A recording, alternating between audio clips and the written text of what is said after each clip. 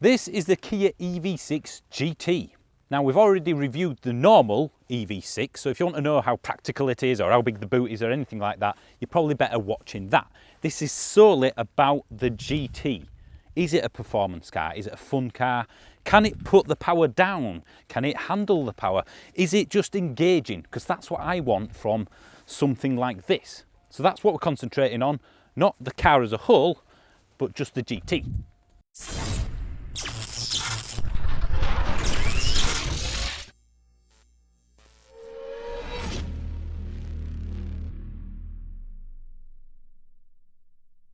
Now we're not going to go around the car again in the traditional way. I'll just show you the differences between the standard EV6 like the GT line and this.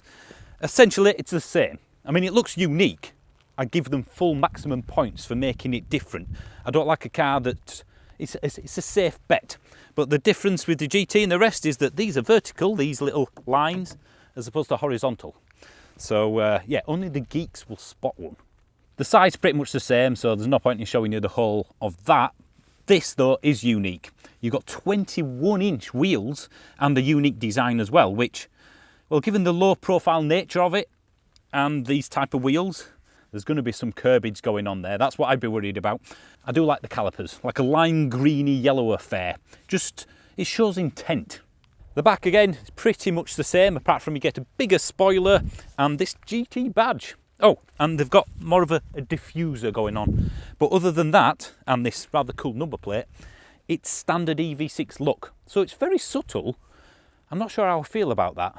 Sometimes I do like something that screams, I'm the grunty version, and sometimes I do like something that just drives by kind of unnoticed. What do you think? Do you think a GT line should look like a GT, or there should be a separation? The inside, again, we're not going to show you everything. It's essentially the same as the standard EV6, the big screen. In fact, let me just turn it on now. Ooh. It still suffers from the usual lag when you press things. So the main differences are you have this yellow stitching on the steering wheel, which matches the brake calipers, and this lime greeny yellowy GT button, which of course gives you GT mode, and it's also how you access your own personal mode. And you've got the usual eco, normal and sport, of course, which we'll come back to all these later on. Another difference will be the range. So at the moment we have 48% and it reckons got 89 miles. Obviously we've been driving this like, you know, slight lunacy, should we say, with it being the GT, but you do have a range loss, which again we'll come back to later on. The seats are also unique, and you got the stitching. Oh, do you know what? I think these are probably the most comfy seats I've ever sat in. They're better than the standard ones, to be honest. They are. They're just... But from a sports perspective, they really fit, don't they? Yeah. Do you know what? They don't pinch too much, but they do hold you in position. Mm-hmm. Whilst we're on the subject of them, these are the most ferocious seats in terms of heated seats I have ever experienced in my life. I think honestly, you could cook chicken on these, couldn't you? But another thing with the seats, and I don't know how I feel about this, because part of me likes it and part of me doesn't. Listen. Manual. Wow. It's an expensive car. I wonder if they've done that for weight. On this nearly 2.2 tonne car. Well, I remember if it tips so over 2.3 tonne. Yeah. Do you know what? I don't mind that. No. I think I've got... I mean, it's fully adjustable. Watch. Yeah. Wow. On Twitter, I put a picture up when this arrived, and someone put up and said, oh, I had that for a couple of weeks. I think they decided to buy something else. He says, for the love of God, don't press the GT button in wet weather. Oh, now they've said it. First thing I did. Press the button. Yep. Now, I've been driving this a week. How many pairs of pants have you gone through? Don't press the button. that advice, if anyone's buying or bought one of these, for the love of God, when it's wet, do not use that. There's also another thing that Kia fully acknowledge. It's normal. You've got it on yours. I'm just burning a little bit. It's all right. Yeah, no. I'm turning mine down to 1. I've already had this. I'm not. I think that means 3rd-degree burns. First degree. What happens is with these huge wide tyres is that on temperatures of this anyway, we're at 5 degrees. Slow manoeuvres. It does. I've seen a lot of comments online from people saying there's something wrong with my GT, and it's not. It's like here, no, that's normal. It's just almost like it's got a welded diff. So full lock. Oh yeah, that's interesting, isn't it? Right. So eco mode's where it's at. But even then, bleeds it in, and then it shoves you forward. Yep. I mean, that for me, that's a little bit like the Nero where you get to about 30 mile an hour and then it gives you a whack of torque. Because anything else is just going to spin the wheels.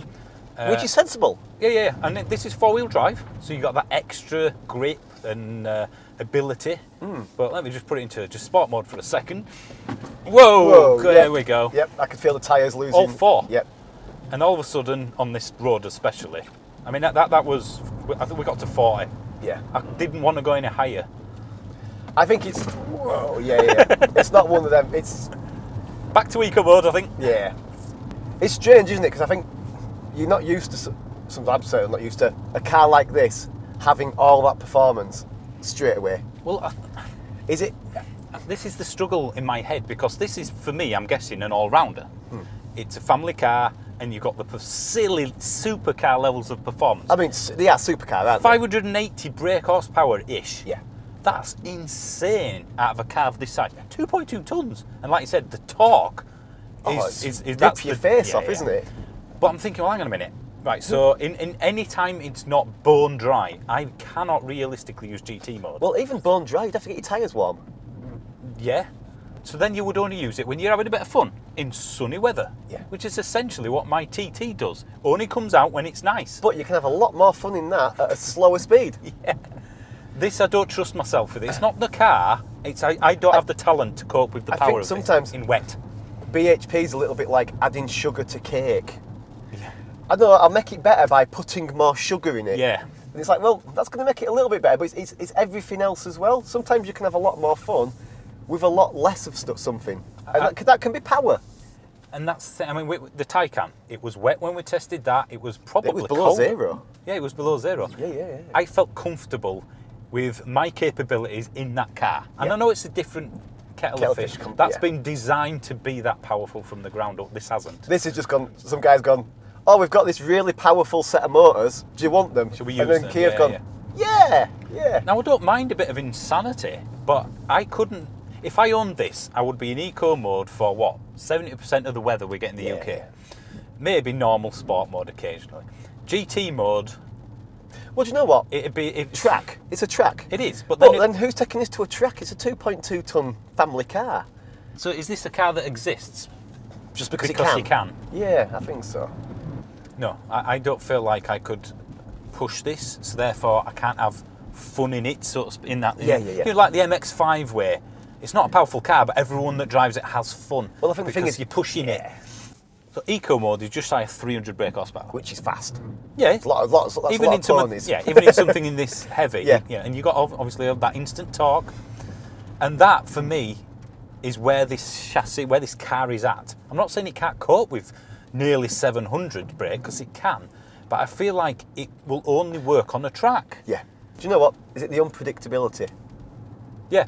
I mean, every now and then it just snaps. Even though it's 4-wheel drive, it's obviously biased to the rear. I mean, it's got clever tech. They've tweaked the suspension. It's stiffer at the rear than the front. They've got the electronic LSD, limited slip differential. Yeah. You know, they haven't just put more power in it. Yeah. There's some big brakes. Clever hokey-pokey. Yeah. So it's a good thing, but I don't know why you'd want so much power from a family car. No.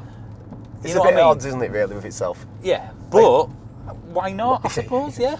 If you're buying it as an EV, though, the range loss of this over the standard EV6... It depends what you're in it for, affects doesn't it? that as well. Yeah. So you're like, well, all right then. So all of a sudden, I'm buying a car that's got this performance that I can only use on certain roads in certain weather. Yeah.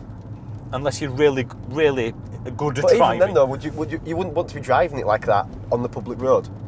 No, because you're doing 60 mile an hour in 3.5 seconds. Yeah. Any more than that. And like I say, so... But then... I'm not saying that then we've just suddenly got rid of the reason to have a Ferrari.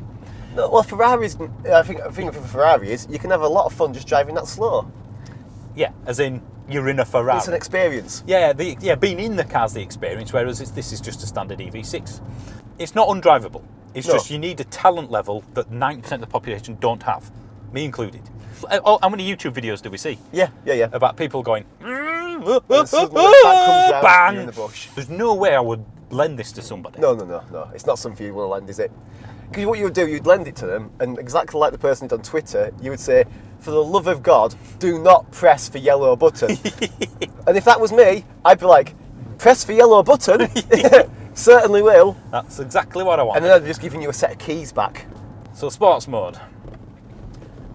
And you can instantly feel the difference. Does the throttle response change with that? Yes, Yeah, yes. Jesus Christ. That was 45. 4 wheels are going. Yeah, you can feel them scrubbing, can't you, for traction? And then just at a certain point, it gets grip. And then that's when it fires itself forward. And if you're lucky, it fires itself forward as opposed to off to one side. Yeah. Dare I press it? No. I'm going to press it. This is where we can do it. So we're doing 20 mile an hour, 25. Wow. Yeah. That is just, I mean, that's... Back in he comes. Yeah. Back in he comes. I think the thing is, you would want to take one of these around the track to discover... What it can do. Yeah. I think that's the thing with one of these, isn't it? And therefore, for me, It becomes... it's a niche car all of a sudden. Yeah. Let's do a bit of comparison. Okay. Tesla Model 3 Performance. Or this. And bear in mind that at list price anyway, the Model 3 Performance is cheaper. It's a difficult one, isn't it? And I think handles better and is more fun to drive. Yeah. I think I prefer the look of this. Yeah, because the Model 3 Performance looks like every other Model 3. And this looks although strong. Yeah, but it does look good from the start. Even the entry level looks a bit aggressive. The seats are very nice in this. They are, yeah. They're better than the Teslas. But I think the Tesla to live with on a day-to-day basis is going to be a lot easier. Yeah. I think I would go, rather than spend, what is it, 60 odd thousand pounds? Yeah. Just under 63. I think, you know what, spend 40 on an EV and then 20 on a track weapon. Yeah. Or a supercar or wherever, because I'd be able to push that. I mean, I could get home quicker over the tops in the Mini Cooper S. Well, than we're I saying would in that, this. weren't we? I bet over the similar roads, we could drive the Mini a lot quicker than this car. And not because of the darty handlingness, No. because I know what I can do with it. Yeah. It's communicative. Yeah. This is good at handling, Yeah. better than you think, but I just don't feel like the steering wheel is attached to the wheels. There's not much feedback. So I don't know what they're doing there. And then the tyres seem to lose grip due to the sheer performance of it all. So then I'm dialing it down, which then negates the whole point of having the car. GT. I wonder if we had this car in the summer, whether it'd be a different review. I think it would. Warm tyres, not the jitteriness because you're getting the power down. I think. But then most of the time in the UK, it's tricky, isn't it? I think my ST in this weather is just you can't enjoy it because third gear it's spinning up even at 30 mile an hour. I mean, the efficiency takes a hit. Look, this is a 200 mile range EV. Yeah, which that was 77 kilowatt hour battery. I mean, you get more in summer, obviously, probably 250, 60-ish. But still, I'm getting less than 200 miles, and it's 6 degrees. Yeah. And out of the battery size it is, I mean, that's the trade-off. But again, it's yet another negative in the column. Yeah. So if I basically took my family in, certainly my wife, there's not a chance in GT mode. she'd shout at me. I think you'd upset her. So there is reasons to get them. Yeah. I think you're right, though. I think I would like a bit more specialness inside the cabin than just a bit of stitching. Nice head-up display. Yep, it's fully spec'd pretty much as this. There's very few options. And in fact, one option which I think is missing. What's that? No pano roof option. It's a bit dark. You can probably tell in here. I mean, it's a very grey winter's day, but it's quite dark in here and you can't make it any lighter. That is one thing I would go for in the EV6. Yeah. Because it just makes it a much nicer place to be. Yeah. You can feel the 21-inch wheels kind of bobbling us around in the car. There's quite a bit of... So all of a sudden we're knocking down or increasing the column. Yeah. I can almost feel the car wanting to follow the camber on the road. Do you know what? It feels compromised. I mean, it does have your own settings. Yeah. So maybe that's the sweet spot, to get it to your preference. Weirdly though, it's the little imperfections that upset it. Yeah. Speed bumps and that, it's actually quite comfortable over. Yeah. It's them. the jittery, isn't it? Yeah. So. Oh, it does feel. I mean, the thing is, I'm in Sport now, and just a tiny little flutter. If you cough, if you cough, you just. That's what it is. There's a lot of tyre noise at speed. Yeah. I mean, we're noticeably over the standard EV6. So again, it's another compromise that I'm not sure, for the sake of that extra performance, it's worth it. Is it worth it? Do you know what? There's too many compromises to live with it on a daily basis. So if you were getting this as a company car, would you, or the option of, would you go for this or the EV6 GT line? I'll go for this one, of course, because it's got more of everything. There you go. And that's it, isn't it? It's just the logic of it, though, isn't it? It's the man logic. Yeah. So it has a purpose. it just doesn't make sense. But then a lot of cars don't make sense. No. So would you go for the Mustang Mach-E? No. Right, well, the Ioniq 5N we haven't driven, but just on looks alone, I'd go for that. Yeah, I would go for that. GV60? I'd go for, you know what, I'd go for a normal spec GV60 over this, just because the interior, It was a really nice and for the place to be. compromises we've already mentioned. Oh, We got the Polestar 2 performance. I'd have this. I really didn't gel with that, and I don't know. No. But for whatever reason. But that was the same sort of thing, wasn't it? Who's going for a Polestar 2 that has manually adjustable track suspension as an optional extra for £5,000? Yeah. Who's going for that with such a big, large car for a track? Nobody is. So is the Porsche Taycan, which can match this for speed or even beat it but put it down, is it worth the extra 20, 30, 40, 50 grand over this? I would say it's a very different car because one of them feels like a car that's meant to do it from the ground up, Porsche, and this one feels like it's been made to do it, and it feels like it can do it. I'm not saying it's feeling... It's been adapted. It's been adapted to do it. There's compromises. The Porsche, I mean, the thing is, the Porsche is just a Porsche, isn't it? You drive that and you're like, oh, I understand. Yeah.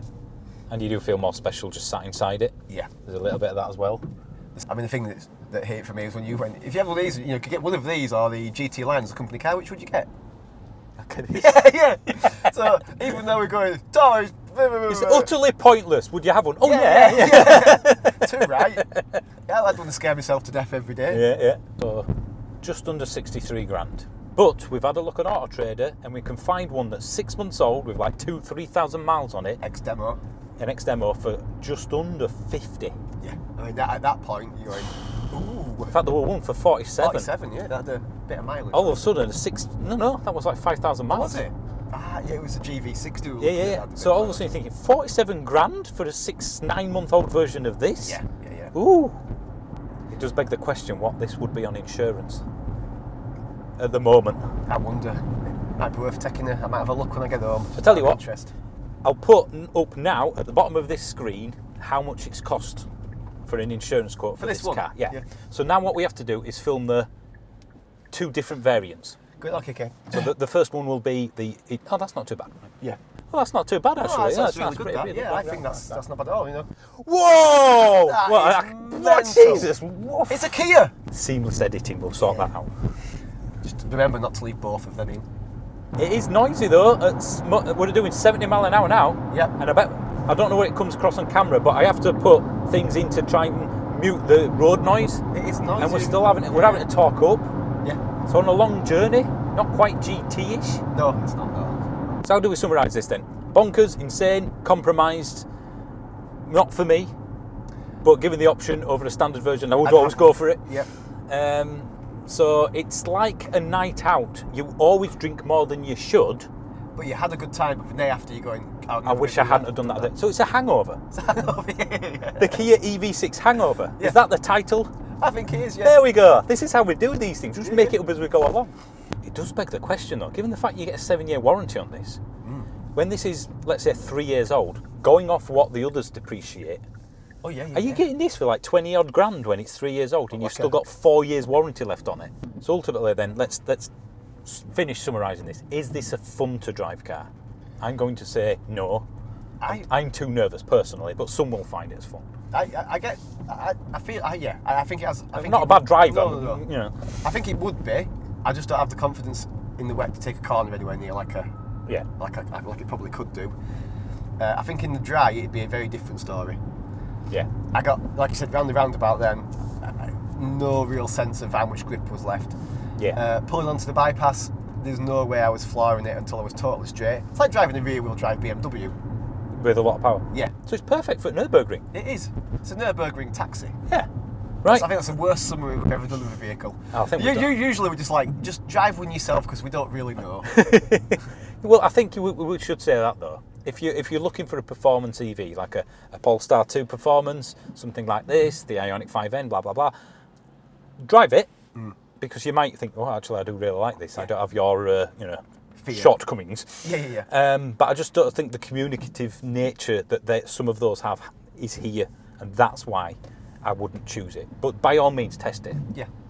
See you later. Thanks for watching, and thank you to Kia for providing a little bit of fairgroundness. Sum this car up in one word.